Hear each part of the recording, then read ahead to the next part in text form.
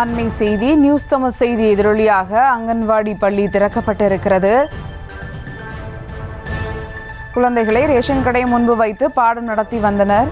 இதனையடுத்து செய்தி வெளியான நிலையில் அங்கன்வாடி திறந்து அதிகாரிகள் செயல்பட்டிருக்கின்றனர். இது குறித்த மேலும் விவரங்களோடு இணைகிறார் செய்தியாளர் விக்னேஷ். வணக்கம் விக்னேஷ், விவரங்கள்.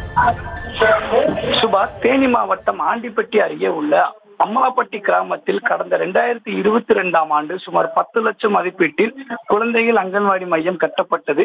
கட்டி முடிக்கப்பட்டு நாள்களில் இருந்தேவோ 2 ஆண்டுகளாக திறக்கப்படாமல் அங்கன்வாடி மையம் முழுவதுமாக கதவுகள் உடைக்கப்பட்டு சமூக விரோதிகளின் கூடாரமாக வந்தது.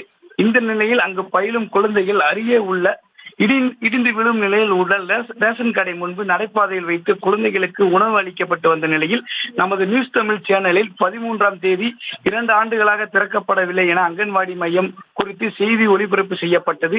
இந்த நிலையில் அதிகாரிகள் உடனடியாக அங்கன்வாடி மையத்தை திறக்க வேண்டும் என உத்தரவிட்டனர்.